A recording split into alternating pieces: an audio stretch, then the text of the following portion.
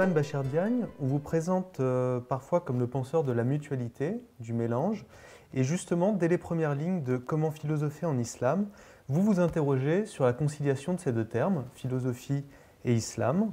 Qu'est-ce en effet qu'une philosophie qui soit spécifique à l'islam? Est-ce que l'existentialisme musulman que vous, Abdenour Bidar, défendez dans l'islam sans soumission notamment, serait un modèle ou un exemple du genre? Que seraient en tout cas les traits caractéristiques, la marque, l'identité de ce philosopher en islam? Alors justement, vous avez utilisé l'expression philosopher en islam, qui est celle que j'utilise moi-même, quoique, et je le sais, les usages académiques ont imposé philosophie islamique. Parce que ça ne va pas de soi d'accoler un adjectif à philosophie islamique, philosophie chrétienne, philosophie juive, ou alors philosophie africaine, philosophie française, etc. Ça pose toujours un certain nombre de problèmes, raison pour laquelle j'insiste sur philosophie en islam. Et dans le cas d'espèce aussi, c'est une manière d'indiquer qu'une certaine tradition de pensée, une certaine tradition critique grecque a été à un moment donné appropriée par le monde de l'islam et tout en restant elle-même, c'est toujours, on reconnaît Platon, on reconnaît Aristote, on reconnaît le néoplatonisme, mais en étant, pour ainsi dire, colorée aux couleurs du monde islamique dans lequel cette philosophie s'était retrouvée. Donc c'est la raison pour laquelle je préfère dire philosopher en islam pour cette double raison. D'abord, l'activité philosophique doit être reconnaissable, me semble-t-il, quelle que soit la culture ou l'univers mental dans lequel on s'inscrit, sans pour autant parler d'une philosophie éternelle, d'une philosophie à pérennis, mais il faut que l'activité philosophique soit considérée comme distincte, comme une activité critique, une activité qui interroge, même si c'est dans un cadre religieux. Et par ailleurs, encore une fois, l'activité philosophique en question a été d'abord héritée du monde grec, appropriée par le monde islamique. Maintenant, pour ce qui est de l'islam à proprement parler, il faut bien voir que ce livre écrit dans le contexte actuel, nous vivons un contexte où le bruit que fait l'islam semble davantage être lié à des choses plus irrationnelles, évidemment. Et donc l'association philosophique et islam ressemble aux yeux de beaucoup à un oxymore. Il y avait donc aussi cet aspect des choses dans la démarche qui a présidé, qui a fait que l'expression philosophie en islam m'a semblé également préférable. J'ajoute un dernier point pour répondre à votre question. Il est important de se rendre compte que cette appropriation de la philosophie grecque par le monde de l'islam n'a pas été sans poser des problèmes aux savants traditionnels qui étaient les juristes, les commentateurs du Coran, etc. Bref, tous ceux qui s'estimaient être les gardiens de la vraie tradition islamique, des sciences religieuses liées au monde de l'islam. Et par conséquent, ils ont regardé avec suspicion cette sagesse étrangère qui semblait s'incorporer à leur insu d'une certaine façon, mais également contre leur propre tradition, au monde de l'islam. Il y a eu cette méfiance-là devant une sagesse qui semblait être une sagesse païenne. Et ce sont les juristes et les théologiens les plus rationalistes, le courant dit mu'tazilite, qui ont finalement été un peu le cheval de Troie pour l'entrée de la philosophie dans le monde de l'islam. Donc la tendance la plus rationaliste de la théologie islamique est celle qui a, pour ainsi dire, servi de porte d'entrée à la philosophie grecque dans le monde de l'islam. Et Abdenour Bidar, vous-même, comment est-ce que vous articulez rationalisme et religion, philosophie et islam dans vos propres travaux? Alors, je l'articule d'une façon qui est très proche de la façon dont Souleymane Bachir Diagne vient de le dire et l'explicite dans son livre. La première chose à laquelle je voudrais réagir au sujet de ce qui vient d'être dit, c'est que le travail que vient de faire Souleymane Bachir Diagne avec ce comment philosopher en islam est dans le contexte qu'il a évoqué, je dirais, de nécessité publique. Hein. C'est-à-dire qu'effectivement, l'islam aujourd'hui ne donne pas majoritairement l'image d'une religion qui est capable de réfléchir de façon rationnelle et de façon libre sur elle-même. Alors ça ne veut pas dire qu'il n'en est pas capable du tout, ça ne veut pas dire qu'il n'y a pas des musulmans qui se servent de leur raison. Non, bien entendu. Hein. Gardons-nous des excès de généralisation. Néanmoins, nous sommes dans un contexte où je crois qu'il est urgent de rappeler à tous que la foi islamique peut tout à fait, et elle en a fait la preuve historiquement, être compatible avec une réflexion libre, c'est-à-dire une réflexion qui est émancipée du dogme, qui est libérée du littéralisme, etc., etc. C'est le premier point. Alors sur le second point, et donc au sujet de cette qualification même de philosophie islamique ou de philosophie de l'islam, je dirais qu'il y a une première distinction à faire. Il y a du côté de cette philosophie de l'islam quelque chose qui est caractéristique de la façon de philosopher en islam, et il y a en même temps quelque chose qui est universel, c'est-à-dire qu'on retrouve dans toutes les philosophies du monde, ou dans toutes les cultures qui ont développé une activité philosophique, et qu'on peut énoncer de façon très très simple, exercice de la raison, travail d'argumentation, élucidation rationnelle d'un certain nombre de significations, culture de l'esprit critique, tout ça placé sous les auspices de ce que Souleymane Bachir Diagne a appelé le penser librement, hein, la capacité et le droit affirmé de penser librement. Ça, c'est pour l'universel. Ensuite, il y a du spécifique. Alors, ce spécifique, Souleymane Bachir Diagne vient d'en donner déjà une première caractérisation à travers cet héritage d'un certain nombre de savoirs qui venaient des Grecs. Hein. Les grands philosophes classiques de l'islam se sont énormément inspirés de la tradition platonicienne, de la tradition aristotélicienne. Certains étaient des platoniciens, d'autres étaient des aristotéliciens. Du côté des aristotéliciens, nous savons tous quel est l'usage d'Aristote, qui a été fait par Averroès et qui a été transmis ensuite, notamment à Thomas d'Aquin, hein, qui, lorsqu'il parle d'Aristote et d'Averroès, dit le philosophe et le commentateur. Bon. Alors ça, c'est Souleymane Bachir Diagne y a déjà insisté. La chose sur laquelle je voudrais insister à mon tour est que l'acte de philosopher en islam est une réponse à une injonction coranique.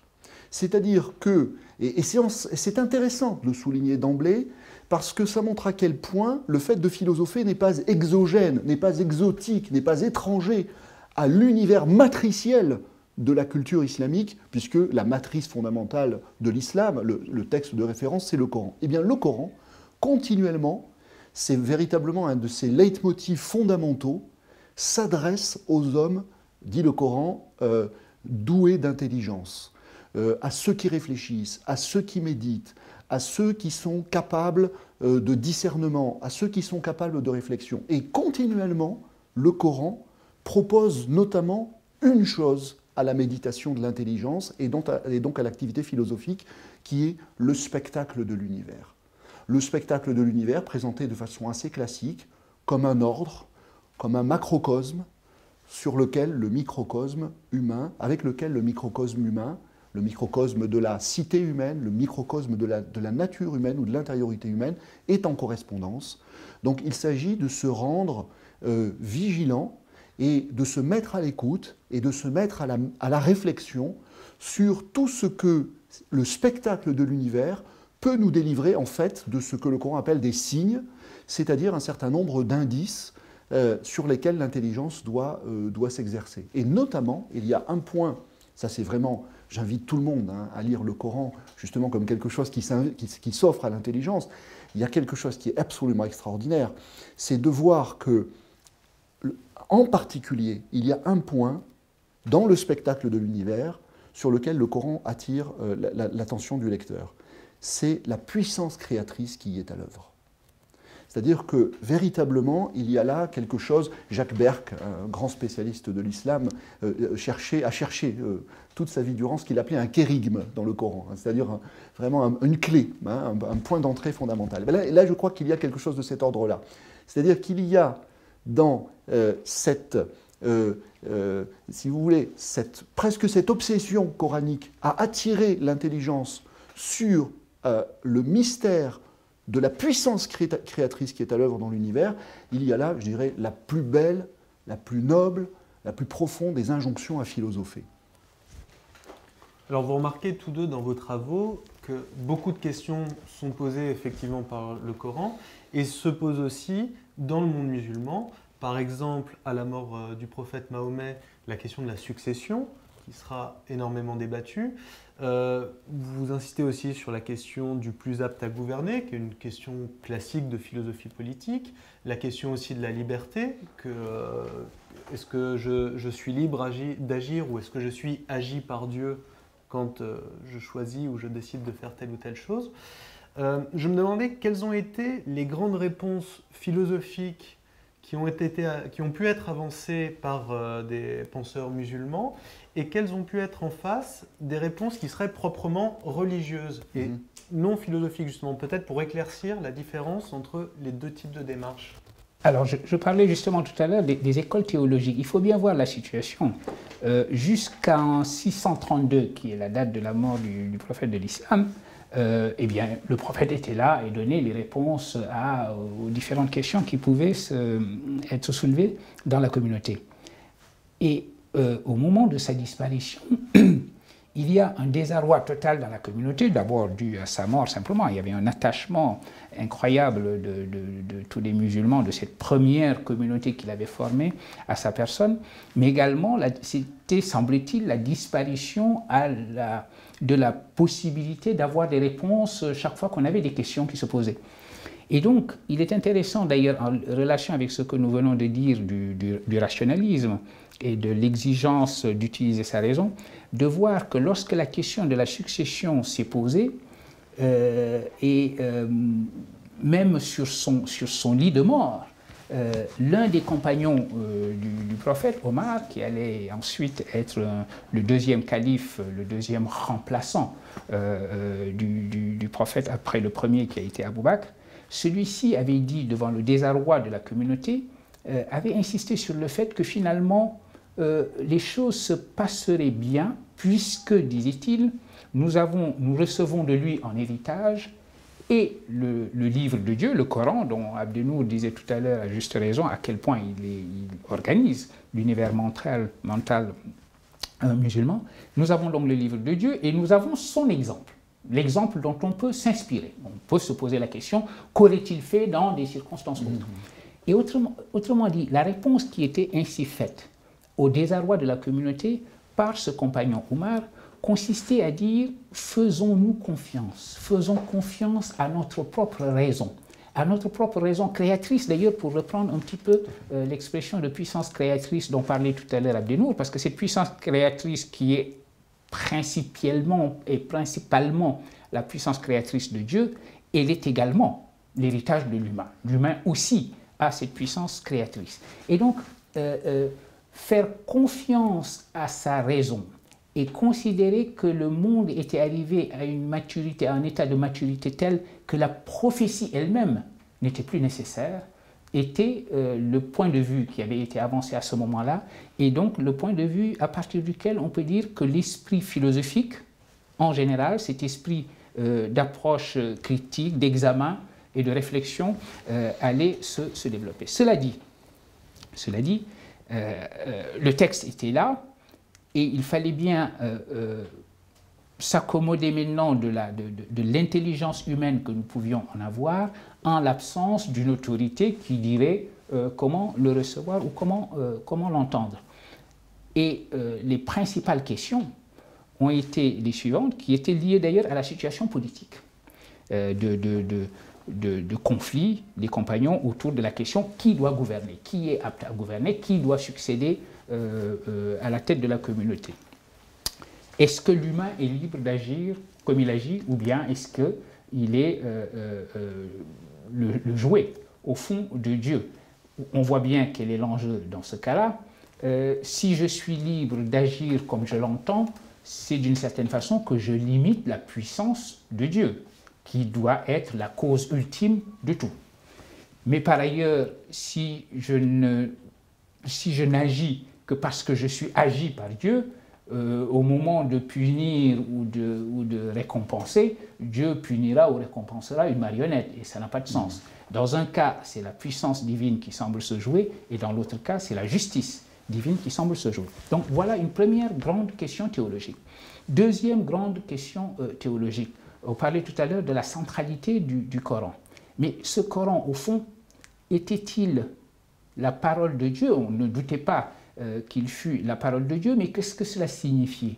Est-ce que Dieu s'était, pour ainsi dire, donné entièrement dans cette parole? Est-ce que cette parole était la donation même, la présence même de Dieu? Ou est-ce qu'on pouvait considérer que c'était une parole créée et donc susceptible d'être lue, d'être interprétée différemment par l'humain qui exercerait sa raison? Donc, Coran incréé ou créé? C'était également un point de dispute théologique. Et dernier grand point également, qu'en était-il des attributs de Dieu? Parce que le Coran, comme la Bible d'ailleurs, présente Dieu sous un certain nombre de noms.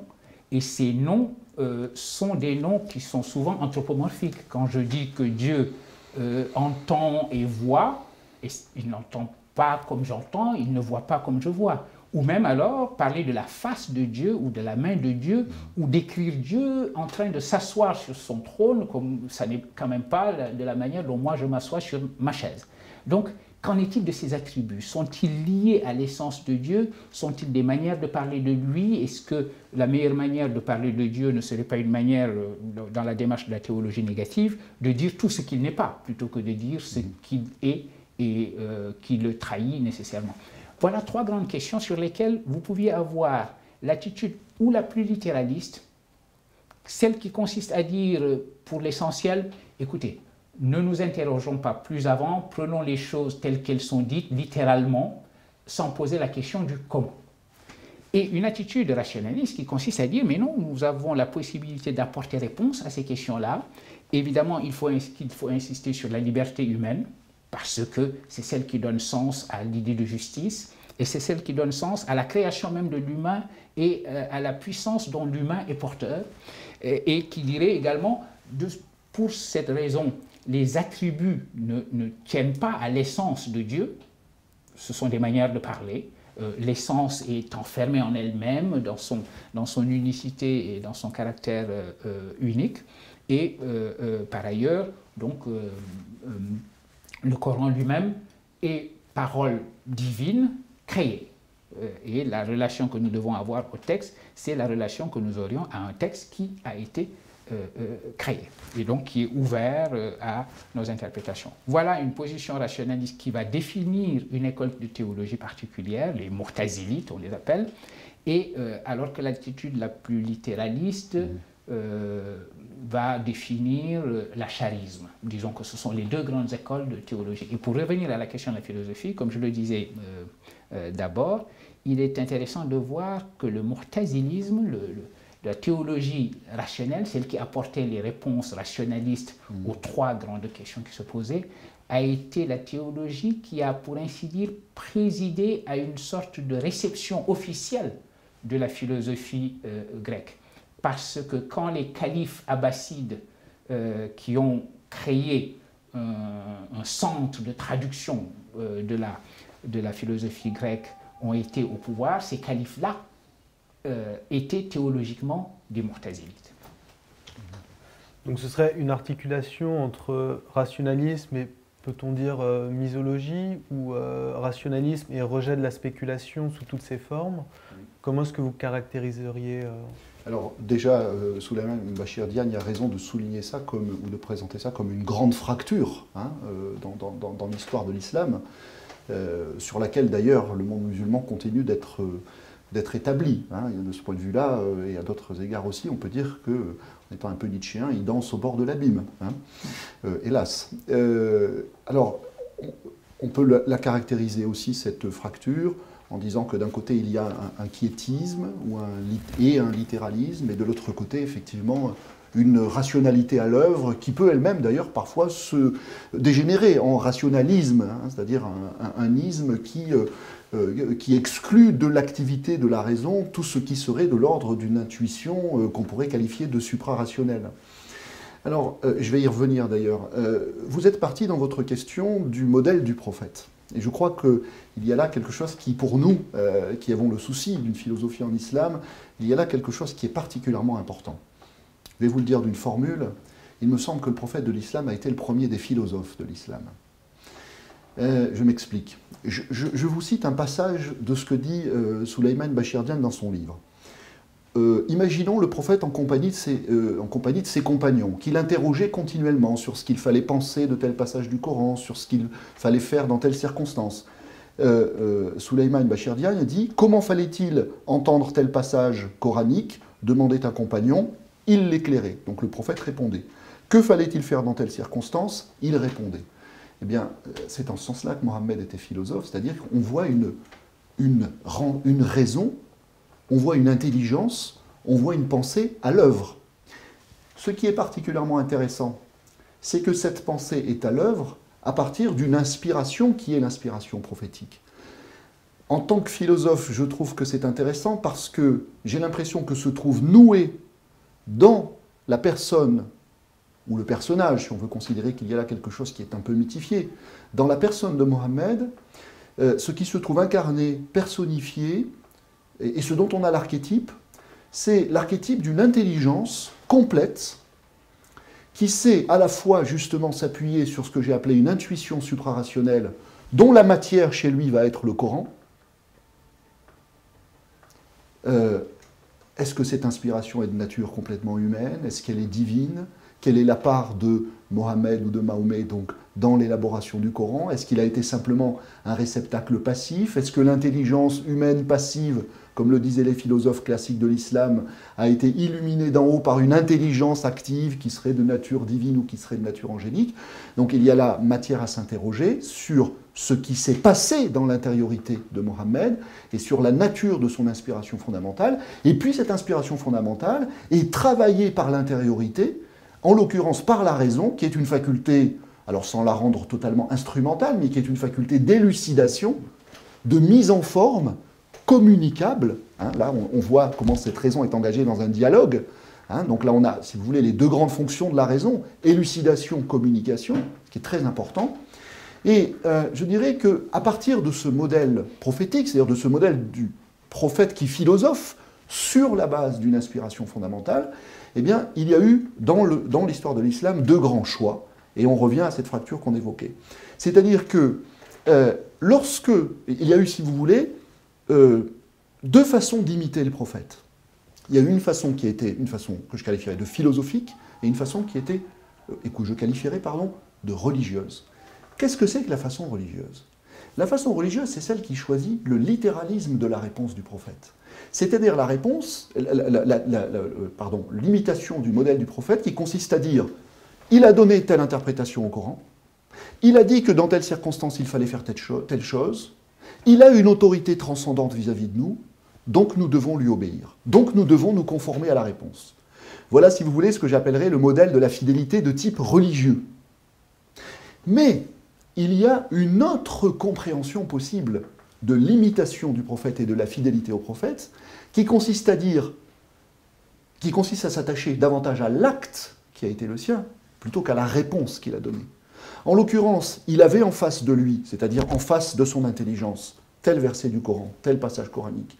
Il était dans sa vie personnelle et dans son parcours personnel plongé avec nous, les compagnons, dans telle circonstance.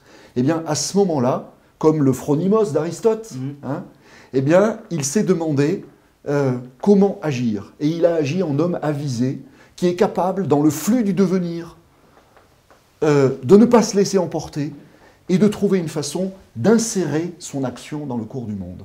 Bon. Eh bien, ça, c'est, si vous voulez, ce que j'appelle la façon philosophique de s'inspirer du prophète. Et je crois qu'elle a une vertu. Et je vais exprimer cette vertu en me servant du sous-titre d'un autre ouvrage de Souleymane Bachir Diagne, un ouvrage sur Mohamed Iqbal, grand philosophe que nous aimons beaucoup tous les deux, et qui était sous-titré l'islam entre la fidélité et le mouvement. L'islam entre la fidélité et le mouvement. Et je crois que la vertu de cette imitation philosophique du prophète philosophe, prophète et philosophe, est qu'elle concilie justement la fidélité et le mouvement. Elle est fidélité au sens où, comme lui, dans un certain nombre de circonstances, et face à un certain nombre de versets du Coran, ou face à tout autre texte qui sollicite notre intelligence, eh bien, nous avons justement cette capacité à être en acte, hein, et donc à essayer de produire de l'intelligibilité. Et puis, face à une circonstance qui nous mobilise, eh bien, là aussi, faisons comme lui, c'est-à-dire exerçons notre intelligence, demandons-nous quels sont les bons moyens pour agir, demandons-nous selon quelle finalité nous voulons agir, etc., etc. Et là, nous avons justement une conciliation, parce qu'en même temps, on est fidèle à la façon d'être et de faire du prophète, et en même temps, on est dans le mouvement. Parce que justement, on ne se réfère pas à une réponse qui aurait déjà été donnée et qui serait devenue comme telle anhistorique, hein, et comme telle dépassée, puisqu'au contraire, eh bien, nous sommes capables d'élaborer ici et maintenant quelque chose qui a valeur de réponse à la situation, qu'elle soit théorique ou pratique, qui nous sollicite. Et ce qui est intéressant, et qui va, je dirais, compléter ce qu'on disait déjà au départ, avec peut-être même l'idée d'un fil rouge dans notre conversation, est que ce à quoi ce modèle prophétique appelle le musulman, donc il l'appelle être philosophe, hein, sans contradiction avec la sacralité qu'il accorde au texte coranique, mais dans une relation libre au texte, dans une relation libre au modèle, hein, eh bien, c'est qu'il l'appelle en réalité à faire preuve, ou à faire acte, plus que preuve, de sa raison créatrice. De sa raison créatrice, ou de son intelligence créatrice. Et c'est dans ce sens-là qu'il n'y a pas conflit entre le divin et l'humain, ou entre ce que, en tant que musulman, chaque individu peut faire et le modèle que le prophète a donné. En réalité, il y a une rencontre dans la capacité à produire de l'intelligibilité. Parce que le musulman, justement, qui a cette façon philosophique de suivre le prophète philosophe, hein, eh bien, fait justement acte de raison créatrice, parce qu'il crée une réponse à un événement, parce qu'il crée une intelligibilité d'un passage qu'il a le souci d'interpréter. Et par rapport à ça, et pour suivre toujours ce fil rouge de la communion dans l'acte créateur, entre le divin et l'humain, entre le prophète comme modèle et le musulman dans sa vie de tous les jours, eh bien je dirais que lorsqu'il s'agit d'interpréter le Coran, nous pouvons dire, c'est peut-être un peu audacieux de le dire comme ça, mais ça fait rien, je prends le risque ou la responsabilité, que finalement, le Coran n'est pas donné une fois pour toutes. Le Coran est recréé à chaque fois que un musulman, en son âme et conscience, parce que je crois que la condition de tout ça, c'est la sincérité, si vous voulez. Hein. Ça, c'est une condition de la vie en général, dans son rapport avec soi, dans son rapport avec autrui. Eh bien, essaie d'élaborer avec sa raison créatrice une compréhension du texte, ou une compréhension de ce qu'il doit faire dans sa vie de tous les jours. Je crois que là, le Coran est recréé. Et il me semble que ce vide qu'on évoquait, ou cette fracture qu'on évoquait au départ, c'est justement aujourd'hui, me semble-t-il, de façon trop fréquente, trop majoritaire, trop lourde, trop pesante, sur la civilisation de l'islam, cette incapacité que trop de musulmans manifestent à oser penser, et à oser mettre en œuvre cette raison créatrice, à oser recréer le Coran pour eux-mêmes. Je crois que, si vous voulez, c'est très difficile pour une intelligence, pour une conscience religieuse, d'avoir cette audace-là. Parce que, au moment d'avoir cette audace-là, elle est rattrapée souvent par la peur du blasphème, hein, et par la conviction qu'il y a une telle transcendance de Dieu, qu'il y a une telle transcendance du texte coranique, qu'il y a une telle transcendance du prophète, que ce serait sacrilège, soit, alors qu'on n'est rien ou si peu, d'oser créer quelque chose à partir de ce qui nous a été donné. Hein. Et là, je vois, si vous voulez, je dirais, un dualisme dont on a du mal à sortir. Alors qu'en réalité, non, ce dualisme n'existe pas en soi. Ce dualisme entre soit j'obéis à quelque chose qui est déjà donné, soit je me mets à réfléchir par moi-même. Je crois que, dans le sens qui a été indiqué tout à l'heure, la fidélité et le mouvement, eh bien, on peut tout à fait concilier une attitude qui est une attitude d'immense respect pour Dieu, d'immense respect pour le prophète, d'immense respect pour le Coran, qui aille de pair avec à la fois l'audace et la responsabilité de s'emparer par soi-même d'un certain nombre de significations, encore une fois, théoriques et pratiques qui ont été données par le prophète. Et d'ailleurs, le prophète lui-même suggérait cette mise en activité par chacun de sa propre raison, de sa propre intelligence, en disant régulièrement, écoutez, attention, parce que si vous m'interrogez, je vous réponds. Il y avait là quelque chose de très subtil, parce que, évidemment, il savait qu'à partir du moment où il allait répondre quelque chose, cela aurait nécessairement, au moins pour la majorité, force de loi, et donc que c'est quelque chose qui risquait de devenir, si vous voulez, une jurisprudence éternelle, dont l'intelligence de la majorité resterait captive. Et alors, ce qui est intéressant, me semble-t-il, dans votre livre, entre autres, c'est qu'on voit que cette alternative, justement, cette fracture, elle court sur des siècles. Et notamment au XIe siècle, il y a un grand débat qui oppose Avicenne à Al-Ghazali sur l'attitude à avoir vis-à-vis du Coran, justement, vis-à-vis du texte et vis-à-vis de la tradition. Quels sont les enjeux de ce débat et en quoi, finalement, ils sont chacun le meilleur ennemi de l'autre? Quoi est-ce qu'ils incarnent, finalement, un débat porté à son plus haut niveau sur ce point? Alors, justement, il faut revenir aux origines, si je puis dire. Nous avons indiqué tout à l'heure qu'il y avait eu une forme d'opposition de la part de ce qu'on pourrait appeler les intellectuels organiques du monde islamique, ceux qui estimaient que les sciences religieuses devaient être organiquement liées au texte coranique et que par conséquent la reine des sciences devait être la jurisprudence, ensuite la science du langage qui permettait de lire le Coran, la science du commentaire du Coran, la jurisprudence étant elle-même la manière de tirer du Coran des règles, une législation pour maintenir la communauté, etc.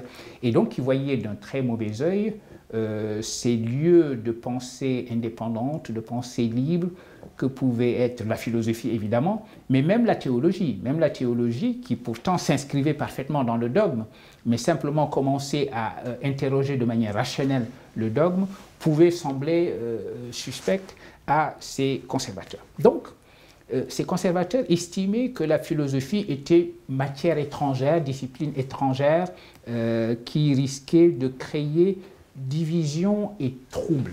Et qu'elle polluait la langue arabe aussi. Et qu'elle polluait la langue arabe aussi, puisque traduire la philosophie grecque, ça voulait dire également créer des néologismes, ça voulait dire également introduire dans la langue arabe des tournures qui n'étaient pas le mode habituel, les manières habituelles de parler, etc. Pour vous donner un exemple, les philosophes ont toujours fait ça. Et d'ailleurs, le latin l'a fait à un moment donné pour traduire la question de l'essence. Quid, ça veut dire quelle est cette chose en latin. Alors on y ajoute la désinence itas pour dire la quidité de la chose. Maintenant, la quidité, pour nous qui pratiquons le jargon philosophique, ça nous semble un mot d'une très grande banalité. Décalquer cela et le mettre et faire la même chose exactement en arabe, keifa signifiant comment, et ajouter une désinence iya pour dire la keifia de la chose, alors les grammairiens, si vous voulez, les gardiens de la langue qu'il fallait respecter parce qu'elle était la langue sacrée dans laquelle le Coran avait été révélé, évidemment, ils sautaient au plafond quand ils lisaient des choses de cette nature. Mais ce débat ne s'est jamais terminé une fois pour toutes. Nous disions tout à l'heure que les califes abbassides, théologiens rationalistes, avaient, pour ainsi dire, donné la caution politique à l'activité philosophique. Mais ensuite, il y a eu des califes, évidemment, qui n'étaient pas dans cette mouvance théologique, il y a eu des réactions. Et Ghazali représente, en son siècle, au XIe siècle, cette nouvelle réaction contre ce que pouvait signifier comme trouble et comme division l'activité philosophique. Au fond, Razali est un homme extrêmement intéressant parce que c'est vrai, il va écrire contre la philosophie et pour lui, la philosophie, évidemment, c'était Avicenne. Avicenne était, au siècle précédent, la grande figure philosophique du monde islamique. Donc quand il s'attaque aux philosophes et à leur ratiocination, c'est la figure d'Avicenne qui est l'emblème de cette activité philosophique. Et qu'est-ce que Razali reproche finalement à Avicenne et aux philosophes? Il dit en substance que sur une vingtaine de thèses, les philosophes sont véritablement sortis du cadre strictement islamique et que sur 3 d'entre elles, dit-il, ils sont carrément hérétiques. Et vous savez, dire que quelqu'un est hérétique, ça a des conséquences légales. Qu'est-ce que vous en faites? À ce moment-là, ça peut aller loin de déclarer quelqu'un hérétique. Mais qu'est-ce qu'il a en vue? Razali est quelqu'un qui a voulu, à un moment donné, tenir la communauté ensemble et la protéger, pour ainsi dire, de ce qui lui semblait pouvoir introduire la division des interprétations que la communauté ou la masse pourrait ne pas comprendre et qui donc créerait ce trouble. Et ces divisions pouvaient venir, selon lui, et des philosophes, et des soufis, et des mystiques, dans un certain nombre de déclarations que les mystiques pourraient proférer et qui leur viendraient d'états mystiques et spirituels dont la communication verbale pourrait semer le trouble dans certains esprits qui ne seraient pas aptes à les comprendre.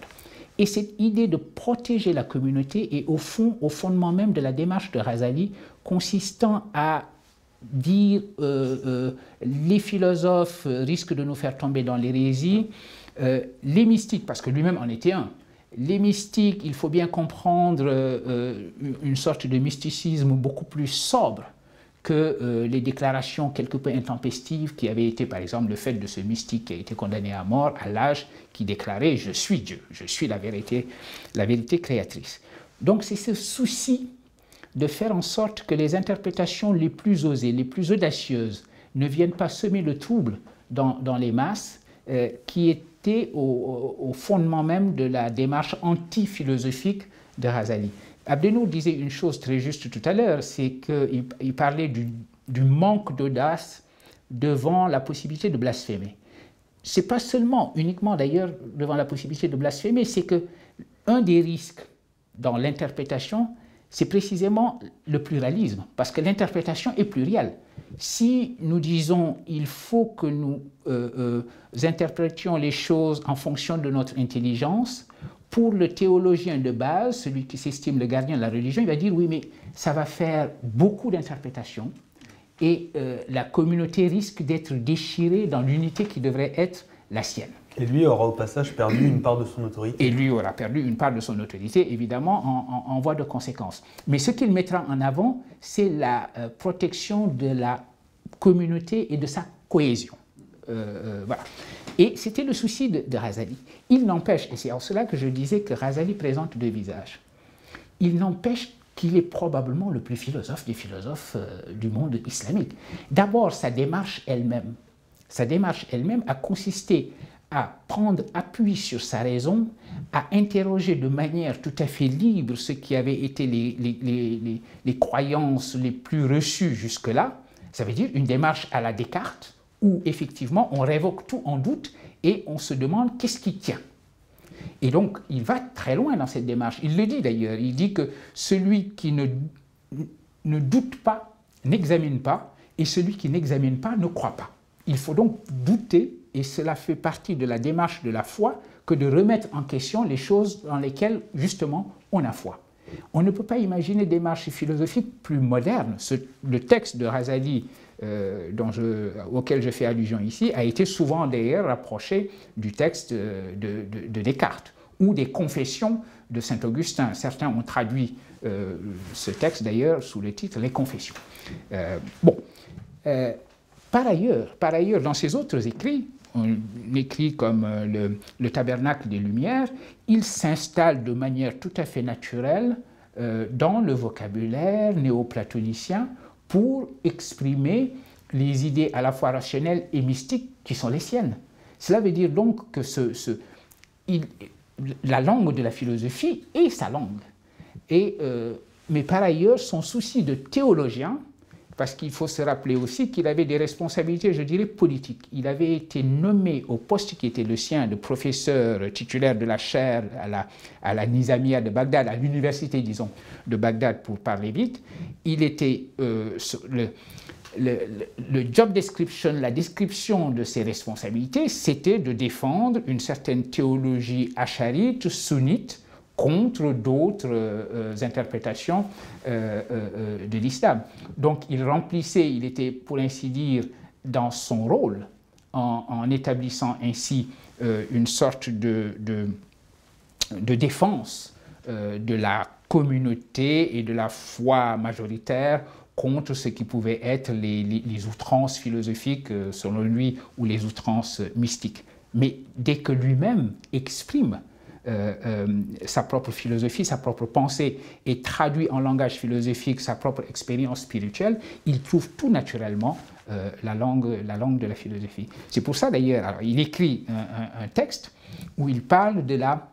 Alors, Tahafut al-Falasifa, la meilleure traduction possible serait d'ailleurs l'autodestruction des philosophes. Il estime que les philosophes croulent sous le poids de leurs propres contradictions, contradictions internes et contradictions aussi avec la lettre du dogme. À quoi, un siècle plus tard, Averroès, Ibn Rushd va répondre en écrivant un texte qui s'appelle « La destruction de la destruction ». Mais Ibn Rushd, quand il parle de Ghazali, ne prend pas au sérieux les anathèmes de Ghazali. Il dit oui, je sais bien qu'Abu Hamid, il l'appelle de son prénom, Abu Hamid condamne les philosophes comme hérétiques, mais il n'en pense pas un mot, il est bien l'un de nous. Ça veut dire qu'Averroès ne s'y trompe pas. Pour lui, Ghazali est et reste un philosophe, même s'il faut lui répondre effectivement sur les questions pour lesquelles il a cette dispute avec les philosophes au point de les accuser d'hérésie.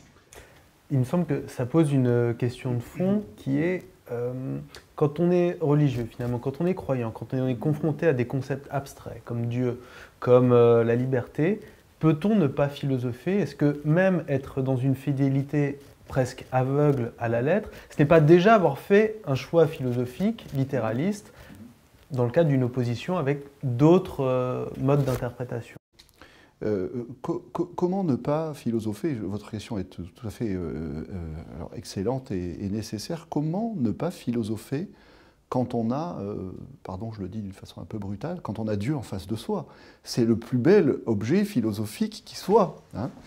Et à la limite, je dirais qu'il existe ou pas, c'est-à-dire qu'il soit considéré par les uns comme un simple idéal de la raison ou par les autres comme un être objectif. En réalité, je crois que jamais l'intelligence humaine n'a eu en face d'elle un objet aussi extraordinaire, hein, ce Dieu qui est la coïncidence des opposés, ce Dieu qui est, me semble-t-il, si je l'exprime de la façon qui me semble la plus philosophique, qui est la mesure la plus extraordinaire que l'homme a essayé de se donner de lui-même. Hein, quand Protagoras parle de l'homme mesure, c'est d'abord l'homme qui, à travers les objets qu'il se donne, essaie de se mesurer et essaie de trouver quelque chose qui soit à sa mesure et qui lui donne sa propre mesure. Eh bien, je crois qu'il n'y a pour l'intelligence humaine que la démesure de Dieu qui soit à la mesure de la compréhension qu'il essaye de prendre de lui-même. Et il me semble de ce point de vue-là que les grands philosophes de l'islam, alors Souleymane Bachir Diagne insistait sur Ghazali, sont justement des hommes qui ont eu cette capacité à ne pas dissocier leur vie philosophique et leur vie spirituelle, en comprenant justement qu'il y avait à chercher du côté des objets spirituels de formidables stimulants pour l'activité philosophique. Et pour l'activité philosophique, oui. Alors, par rapport à ça, on a eu tout à fait raison d'insister sur le fait que l'attitude de Ghazali, Donc on est au début du XIIe siècle. À la fin de sa vie, on est au début du XIIe siècle. Eh bien, l'attitude de Ghazali vis-à-vis de la philosophie, qui est apparemment une attitude de critique radicale, et qui est à certains égards radicale, parce que dans un certain nombre de textes, ils règlent leur compte à toutes les écoles philosophiques qui ont cours à ce moment-là. Mais dans ces textes, en réalité, on comprend que son grief contre les philosophes a pour objet ce qui a été évoqué, c'est-à-dire que le risque de la pluralité excessive des interprétations soit un facteur d'atomisation ou d'éclatement et de dissension dans la communauté. Donc il y a, si vous voulez, un souci politique chez Ghazali, qui est en réalité sa réponse à une difficulté pérenne de toutes les sociétés humaines, individus et communautés, ou comme le disait Norbert Elias au XXe siècle, la société des individus. Comment faire en sorte pour qu'en même temps les individus aient suffisamment de liberté de penser par eux-mêmes, de vivre selon leurs propres choix, etc. Et comment faire pour qu'en même temps, eh bien, ce droit donné aux individualités de penser par elles-mêmes ne fasse pas éclater la communauté ou la société. Donc là, on a affaire simplement, du côté islamique, à la gestion d'une difficulté pérenne. Ça, c'est le premier grief ou la première inquiétude de Ghazali. La deuxième, il l'exprime à travers des images, c'est que le droit de philosopher soit saisi par des gens qui n'en auraient pas la capacité, c'est-à-dire qui n'auraient pas été suffisamment formés à le faire. Il emploie deux images très très simples. Il dit, quand quelqu'un ne sait pas nager, éloignez-le de la côte. Ne l'envoyez pas dans l'eau. Alors là, on peut filer la métaphore, c'est-à-dire que l'eau, en réalité, c'est l'océan sans rivage des significations spirituelles. On a là affaire à une mer de mystère qui est tellement énorme et qui est tellement profonde qu'inévitablement, l'individu qui ne sera pas éduqué à penser, eh bien, a toutes les chances de couler à pic. Et puis la deuxième image qu'il utilise, il dit éloignez l'enfant du serpent. Et en revanche, le charmeur de serpent, lui, ne craint rien. Et en réalité, le charmeur de serpent, c'est le philosophe. Alors, c'est intéressant de réfléchir comme ça. Ça voudrait dire que le serpent, c'est la raison. On pourrait penser ça. C'est-à-dire qu'en réalité, ici, ce que ça signifie, c'est que le maniement de la raison est quelque chose qui peut se retourner contre l'individu, qui peut empoisonner l'individu s'il n'est pas maître de cet usage de la raison. Et en revanche, pour le charmeur de serpent, pour celui qui connaît les ruses de la raison, eh bien, alors là, lui, au contraire, peut se lancer sans crainte et éduquer à son tour à l'activité philosophique. Ça, c'est le premier point. Et puis le deuxième point, qui est donc toujours, si vous voulez, destiné à nous donner le cadre de cette réflexion sur la philosophie en islam, je dirais que c'est la prise en compte du fait que toujours, dans cette histoire, il y a eu au moins 4 parties en présence. Il y a eu les philosophes, qui étaient donc, alors dès le départ, les Mu'tazilites, ceux qui ont fait valoir les droits de la rationalité en islam. Il y a eu donc les philosophes, il y a eu les littéralistes qui ont fabriqué ce qu'on a appelé de façon classique les sciences de la religion, et qui étaient notamment des juristes qui, très tôt dans l'histoire de l'islam, ont établi des corpus de réponses fondamentales, destinés, à partir d'un certain moment, on a appelé ça la fermeture des portes de l'ijtihad, c'est-à-dire la clôture de l'effort d'interprétation.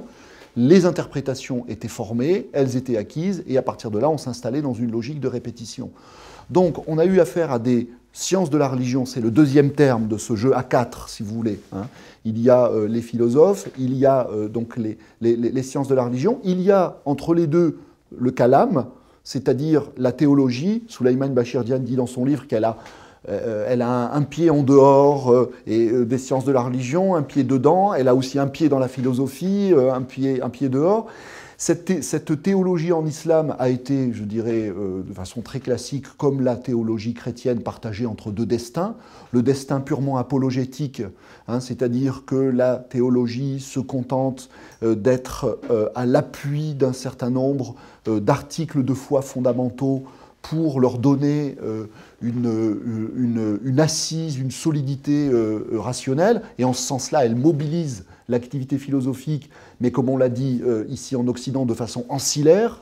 La philosophie est la servante de la théologie, donc elle sert à ce projet apologétique, mais en même temps, dans la théologie, il y a eu, une tentation, une pulsion philosophique plus importante, visant à émanciper justement l'activité théologique de cette simple tâche servile qui consistait à accréditer ou à donner une base aux articles fondamentaux du dogme. Donc il y a eu, si vous voulez, une tentation et une tentative de questionner aussi ce dogme de façon critique. Et puis le quatrième terme, qui est toujours à l'arrière-plan de nos discussions et qui a été évoqué par Souleymane Bachir Diagne, ce sont les soufis, c'est-à-dire ce sont les mystiques. Les mystiques qui sont, et il me semble que Ghazali peut être qualifié aussi bien de théologien, de philosophe et de mystique, c'est-à-dire que c'est une école pérenne en islam qui s'établit sur une proposition fondamentale. Cette proposition fondamentale, c'est que ce que la raison peut apercevoir, l'expérience peut le donner aussi. Je m'explique. Ce que l'être humain peut percevoir intellectuellement, il peut aussi le réaliser dans, justement, sa vie spirituelle. Les significations spirituelles sont des significations qui peuvent être intériorisées, et qui peuvent être intériorisées au point de produire progressivement une transformation de l'être. Mais alors, est-ce qu'on est loin de la philosophie ? Tout dépend de la définition qu'on se donne de la philosophie. Lorsque, par exemple, du côté occidental, on se tourne vers la philosophie antique telle que nous l'a présentée Pierre Hadot, par exemple, il présentait la philosophie comme un art de vivre et comme une culture de soi. Comme quelque chose qui engage l'individu dans un processus de transformation intérieure qualitative vers un être plus, vers davantage de puissance d'agir, vers davantage de qualité d'être, vers davantage de vertu, etc., etc. Donc la caractéristique des soufis, c'est que pour eux, l'activité de la raison, qui consiste à savoir théoriquement ce qui est vrai et ce qu'on doit être, eh bien cette activité doit être complétée par une vie spirituelle dans laquelle l'individu va essayer de s'identifier à la vérité dont il s'est rendu spectateur et va essayer de mettre en œuvre ce que j'ai appelé à l'instant, cet être plus vers lequel il veut tendre. Un exemple, parce que c'est un petit peu abstrait de le dire comme ça, on parlait tout à l'heure de l'activité créatrice. Eh bien, effectivement, le soufi va essayer de développer en lui-même cette puissance créatrice. Cette puissance créatrice sur un modèle divin. On sait qu'il y a abondance dans le texte coranique pour décrire la façon dont Dieu est créateur. Je crois que là, alors c'est un sujet qui est extrêmement vaste, mais si on voulait le dire de la façon la plus simple, Dieu est créateur à partir de son attribut de miséricorde, qui est annoncé dès le départ dans le Coran. Le Coran commence par cette fameuse formule inaugurale « Bismillahir-Rahman-Rahim », c'est-à-dire « au nom de Dieu, le miséricordieux, le très miséricordieux ». Bon, qu'est-ce que c'est que cette miséricorde? C'est justement cette capacité que Dieu, dans le Coran, a d'appeler à la vie, de donner la vie, d'offrir son être dans la création de l'univers, qui est considéré d'ailleurs par les soufis comme ce qu'ils appellent une théophanie, c'est-à-dire une manifestation de la présence même de Dieu à travers une multitude de formes. Donc en réalité, il y a un amour créateur de l'être qui se manifeste du côté de Dieu et que l'être humain, que le soufi essaie de prendre comme modèle. Qu'est-ce que c'est que vivre? C'est une question qui est très simple. Qu'est-ce que c'est que vivre en appelant à la vie, en se montrant miséricordieux vis-à-vis de la vie, en ouvrant à la vie ou en ouvrant devant la vie toujours tout un ensemble de possibilités nouvelles pour qu'elle s'épanouisse. C'est aussi bien le fait d'éduquer, d'instruire, le fait de peindre un tableau ou de sculpter une forme, le fait de faire son jardin, le fait d'écrire, le fait de construire ensemble avec l'autre un certain nombre de significations. Il y a là une miséricorde créatrice qui s'exprime. Voilà. Donc, je crois que, je termine là-dessus, chez les philosophes les plus remarquables de l'islam, eh bien, ça me semble vraiment fort chez Razali, il y a un certain nombre de précautions vis-à-vis de la philosophie, mais en même temps, il y a une appropriation de la philosophie dans un projet spirituel qui est un projet très vaste, non seulement de compréhension du monde, mais de transformation de soi. Et en ce sens-là, ces philosophes étaient aussi bien des mystiques. Par exemple, nous, tous les deux, nous travaillons beaucoup sur Mohammed Iqbal. Et Mohammed Iqbal, donc, est un philosophe moderne qui meurt en 1938. Et on dit toujours à propos de Mohammed Iqbal, il était poète et philosophe. Mais c'est une poésie mystique, et c'est une philosophie mystique, et c'est une philosophie poétique. C'est-à-dire c'est une activité de l'intelligence qui est en même temps une production qui vient de l'être entier de Mohammed Iqbal, dans lequel en réalité sa philosophie, sa poésie sont inséparables. Donc si vous voulez, ce qui me paraît intéressant, c'est que chez ces esprits, on a affaire à une production totale de l'être, une production intellectuelle, inséparablement intellectuelle et spirituelle. Hein, ce sont des hommes, des hommes rationnels, mais ce sont des hommes qui investissent aussi dans leur vie intellectuelle toute une part profonde qui vient de leur être entier, hein, engagé dans un acte créateur.